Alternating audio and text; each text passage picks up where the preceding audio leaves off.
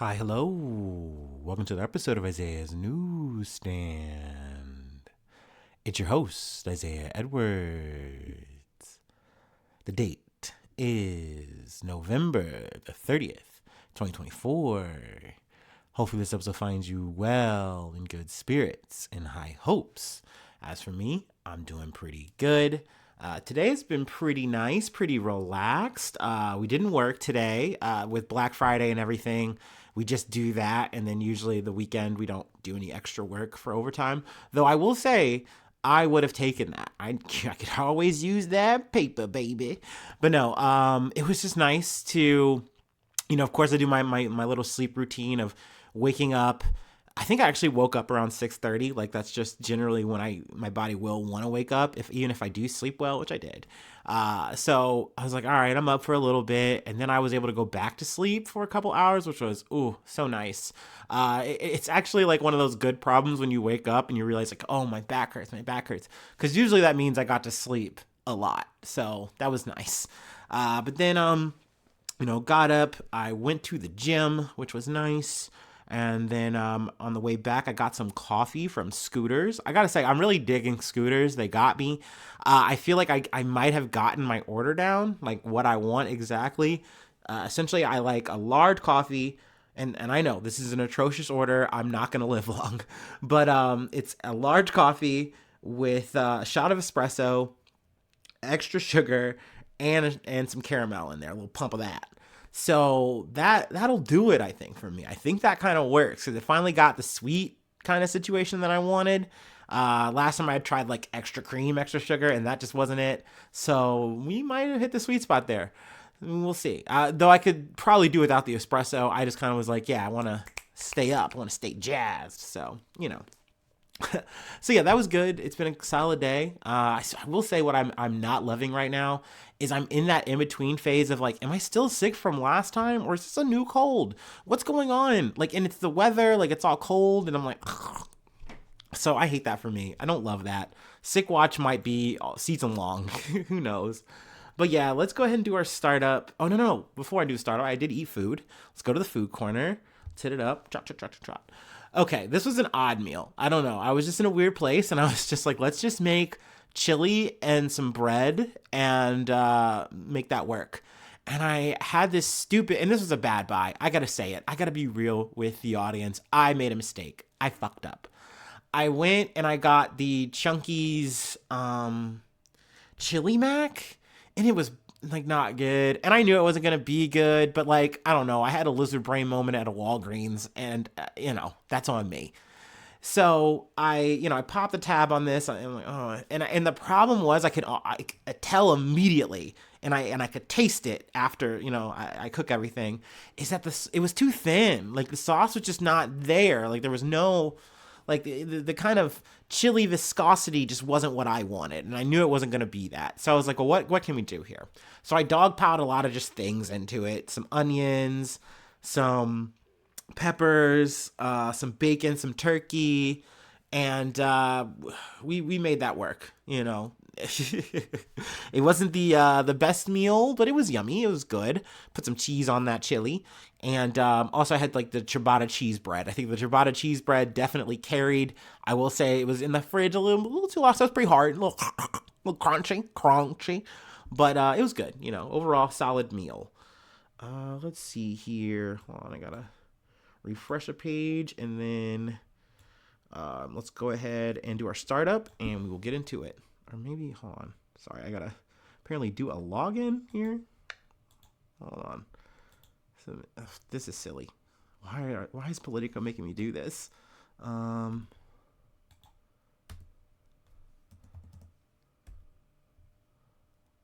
Okay, hold on. Sorry, y'all. This is crazy. I'm getting paywalled. So not paywalled, but they want to need like my information.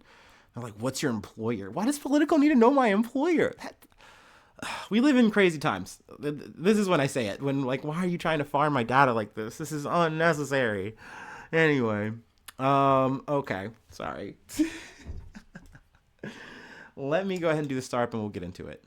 I'm sure the average listener driving to work is like, what is he talking about? It's like, you just don't know the struggle, okay, of having to go to news site and news site, and they just want, like, hey man, sign up for this. Hey, do you want to like be geolocated so we can like send you all this stuff? Like, no, I don't actually. Like, block, stop. Like, I just want to read some news to people. That's what I want to do.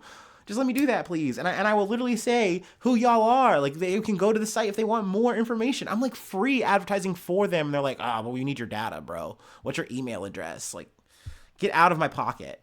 Get out of my cookies. Like, just get out.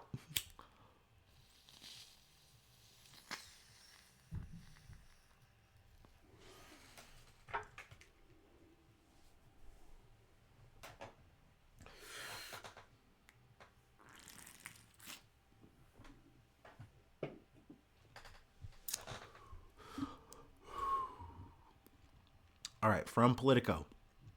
Israeli strike in Gaza kills workers with World Charity Kitchen. I'm sorry, with World Central Kitchen Charity. Excuse me. Now, when I initially read this headline, like when I was strolling through my news feed, I literally stopped and I was like, wait, surely this is like a repeat where we're talking about what happened earlier in the year, this year. And it's like, no, this is a new case, a new situation where Israel targeted a World Central Kitchen vehicle filled with workers and just killed them. And this time there's a twist. Instead of them saying, oh, we're sorry, they're like, well, there was Hamas in the car, so we had to do what we had to do. You know, October 7th happened. So let's get into it. An Israeli airstrike on a car in the Gaza Strip on Saturday killed 5 people, including employees of World Central Kitchen, and the charity said it was urgently seeking more details after Israel's military said it targeted a WCK worker who had been part of the Hamas attack that sparked the war. So essentially, with this logic that they've been using throughout this entire conflict, they're saying, hey, the fact that this one guy who we are saying is involved, we don't know how involved in October 7th, but because of that, we had to just target this vehicle and not only endanger, but also take the lives of innocent civilians who have nothing to do with this. And not to mention targeting and destroying a vehicle that is literally delivering aid to said people. And it is, to me, it is impossible to square these actions. And the fact that they are happening again and again, it is so frustrating. So there were 3 people that were in the vehicle, and then there were 2 other people who were killed in this attack. So, you know, for Israel, they're like, hey, can you explain why this guy, this Hamas worker was in your charity? And then, of course, you're like, well, okay, well, can you provide more evidence? And we'll see if they do. But usually it's something vague, it's something tangential, and it's like, okay, but this does not justify these actions at all. It does not to me. And I think I'm not alone in that sentiment, in that thought. And then there's more news that's kind of, you know, throughout the region here in this article. I'm going to try to maybe just skim past here. But what I was referencing in terms of the attack that happened before we continue. In April, a strike on a WCK aid convoy killed 7 workers, 3 British citizens, Polish and Australian nationals, a Canadian-American dual national, and a Palestinian. The Israeli military called the strike a mistake. So that's where I'm saying we apologize here. Because they realized they had a lot of fucking civilian blood on their hands, and they didn't have any kind of out to scramble to. So they're like, yeah, I guess you got us on that. We fucked up. But it's like, there's no accountability there. There's no change in how this war is being, you know, I say war, it's really more of a genocide, is being, you know, conducted. These things are just going to continue and happen again and again, it seems. So that's very frustrating to have to, you know, keep covering and seeing, you know. But I did want to move further here within this article. News strikes inside Lebanon. Lebanon's state-run national news agency reported that an Israeli drone strike on the village of Rab Talathin killed 2 people and wounded 2 others. It is said another drone strike hit a car in the southern village of Majal Zun, and Lebanon's health ministry said 3 were wounded, including a 7-year-old. Israel's military said earlier Saturday that its forces who remain in southern Lebanon until they withdraw gradually over the 60-day ceasefire period have been operating to distance suspects in the region without elaborating. So, excuse me. These kind of actions, alongside some of the other coverage we've done post the ceasefire in Lebanon, kind of show to me that we're going to see more and more of these dust ups, and it's just going to, I don't know, be kind of illustrated. And this is part of the 60-day wind down. And then we're going to go from there. If things are quote unquote stable enough, according to Israel, I don't know. Like, they really do have all the juice in this conversation, it seems, which is very frustrating. But, I really hope that it at least, the ceasefire in and of itself does hold. But then again, it's frustrating because then you're still seeing these actions where people are being killed, being wounded. So, I don't want to say what is the point of a ceasefire if people are still getting hurt and killed in the action. But I don't know. As opposed to the airstrikes and things of that nature, I guess you're just supposed to fucking take it and be okay with it. I don't know. But, just to talk tolls here, because I know we haven't really done that in a little bit. More than 3,760 people have been killed by Israeli fire in Lebanon during the conflict, many of them civilians, according to Lebanese health officials. The fighting killed more than 70 people in Israel, over half of them civilians, as well as dozens of Israeli fighters or soldiers fighting in southern Lebanon. The war in Gaza was triggered by Hamas October 7th. They killed 1,200 people. And there's 250 hostages. We know that. But the total in Palestine has been more than 44,000 Palestinians, which is a low estimate of that number, which we've also talked about on the podcast. So, the shit just continues to rattle on and grind on. But, I just wanted to at least do a little bit of an update there and talk about yet again another grim happening that is just eerily familiar. Whew. All right, but from one conflict to another, NBC News.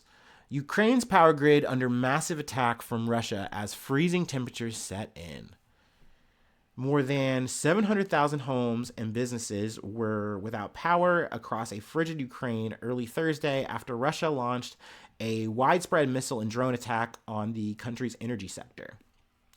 Russian President Vladimir Putin said the complex strike was a retaliation for Ukraine's using American-made ATACMS missiles to strike inside Russia. Despite the widespread civilian impact, he claimed, without evidence, that the assault targeted military sites. Now, this is, once again, speaking of deja vu, a very common tactic by Russia where we're nearing the winter, and that tends to kind of literally ice out a lot of conflict because it's just hard to make moves in those conditions. So there's kind of more of a scramble to kind of do damage to your opposition. And in Russia's situation, they can say, hey, we can hit you with these missiles. We can target your energy infrastructure. And they're saying, hey, we're hitting military targets, but really they're very vague and loose with that. And they do hit a lot of civilian infrastructure, especially in terms of energy. And it shuts down a lot of that infrastructure, for the winter or going into the winter. And I mean, Ukraine has done the best that they can to make sure that they, restore that, get the power back on, keep it very limited. But that being said, it does, create problems. It creates anguish and strife for people who are trying to live on these conditions. Not to mention, just the fear of potentially dying by some, missiles or drone strike. So, obviously very unfortunate, very sad situation, very stressful. But, I haven't heard of any, casualties, at least from reading this and listening. It just seems a little bit more of the tit for tat there. I was going to see if there's anything else I really wanted to pull from this. I'm kind of fine with just riffing. We've talked about this before a bit, just in terms of, the looming presidential transition. Which, speaking of, apparently Justin Trudeau came down to Mar-a-Lago, is coming down to Mar-a-Lago or some shit, to literally have the conversation with Trump, kind of what we were talking about before with just the tariff shit and all that. So we're really gonna have some discourse about this, which it makes sense. You got to do what you got to do here. Trump's gonna be the new guy, and he's making the rules now. So you got to come to the table and talk, or you're gonna have to, eat whatever he's gonna try to push on you, I guess. But speaking of which, it does seem that that sentiment has really eked in to the ethos that is Ukraine, in terms of like, what are they going to be doing? Like, what's going to happen in 2025?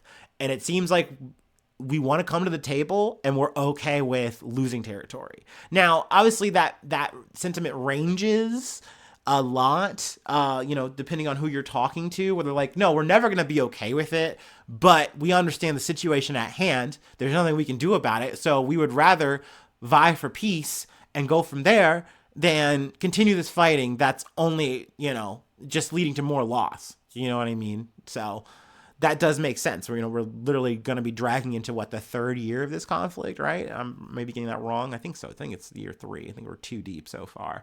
So, that's a lot of loss, and on both sides. And I think for Russia, they're like, hey, we got our chunks. And, for Putin, I'm sure he can spin this to his public saying, hey, this was worth it, to do X, Y, Z, blah, blah. I don't know, but we'll see. I'm in the weeds a bit about this, but I just wanted to talk about just a situation at hand with those strikes and, what the climate is looking like, at least politically, in that region. But yeah, we're going to close out with one more thing. But let's go ahead and take our last break, and then we will close it out.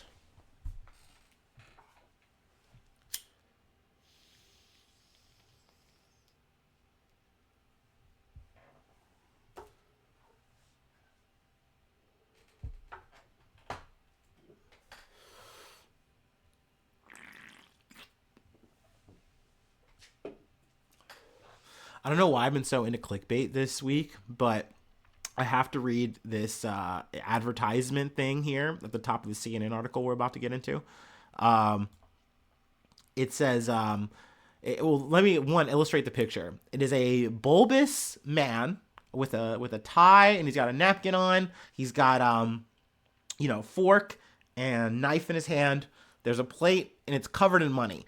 And on the fork, he's eating coins and dollar bills at a very rapid rate. And you see the waiter, he's looking mouth agape.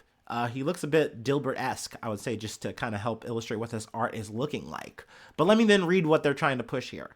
Dumb people always overpay for these 21 things. The average American overpays for things constantly. Here are the worst culprits. Click to learn more. I'm not clicking that, but it's just such a weird image. I'm like, okay, thank you. All right, see you later. Anyway, once again, from CNN. Kidney, liver. Oh, and then it switched. Now we're doing Huggies. All right. Oh, wow, that was fast. CNN Health. Kidney, liver transplants between people with HIV get green light under new HHS rule, which is Health and Human Services. I don't know why I get jammed up on that on my head. People in the United States who have HIV and need kidney or liver transplants can now receive organs from donors who also have HIV without having to be part of a research study. The new federal rule is expected to reduce wait times and expand access to organ transplants, according to the Biden administration. This rule removes unnecessary barriers to kidney and liver transplants, expanding the organ donor pool and improving outcomes for transplant recipients with HIV. U.S. Health and Human Services Secretary Xavier Becerra said in a news release Tuesday. Before 2013, the United States did not permit HIV-positive organ donations. HIV, the human immunodeficiency virus, attacks the body's immune system, and if not treated, it can lead to acquired immunodeficiency syndrome or AIDS. The HIV Organ Policy Equity, or HOPE Act, passed in 2013, allowed researchers to conduct studies of organ transplants from donors with HIV to recipients with HIV. With the rule that went into effect Wednesday, kidney and liver transplants involving donors and recipients with HIV are no longer required to be part of clinical research. So essentially, it's a big red tape removed now, and I think that makes things a lot easier for people who are trying to get organs. They also go through just like the science of like the studies where it's like, hey, we were able to, I think they initially like started with like cadavers into like live, bodies in terms of the transplants. But they're like, yeah, there's little to no like difference between HIV organs and non-HIV organs to HIV patients. So that's good news. That's what you want to see. Like there's a low rejection rate. Doesn't seem to be escalating the HIV or anything like that. So that's good. So that kind of study over time was very helpful and very useful. But once again, that's something where I imagine it's just more red tape and takes, there's just more involved. So now you can just get the transplant, I imagine, a bit easier now with less hassle. So yeah, I think this is good. That sounds good. Happy to hear it. We love hearing about advancements in science, in medicine. So hell yeah. I figured this was like some good news to kind of close out with. And that's really all I have. There are more details, of course, there always are. But, when I can kind of keep this shit short and sweet, I try to. So we'll leave it there. We'll call it there. Let's see. If you'd like to help out, support the effort, patreon.com/IsaiahNews. Become a newsie today. Newsie roll call is coming up soon, so I shout you out at the top of the pod, and plug a project, thing like that if you'd like. That's on the table. But yeah, overall that just helps support the effort. It's like a little tip jar, something to that effect, more or less. We always appreciate any kind of one-time donation or any kind of long-time donations. It's dope to do, but no worries if not. I get it. Times are tough. That being said, free ways to contact me, IsaiahNews1@gmail.com. Feel free to follow me or the podcast on any of the socials. I don't know if it's because of like the mass exodus from X, the everything app, but I'm losing followers on there. Or maybe it's like a bot collapsing. Maybe people are actually like tuning in or like, ew, yucky.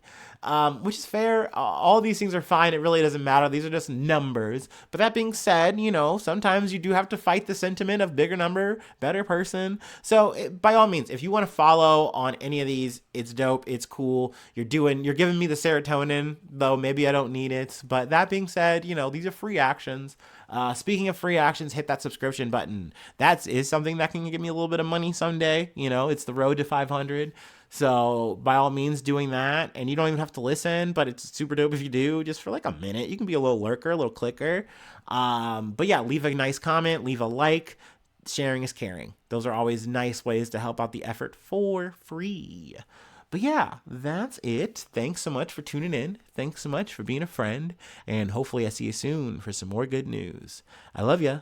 Bye-bye. Mwah.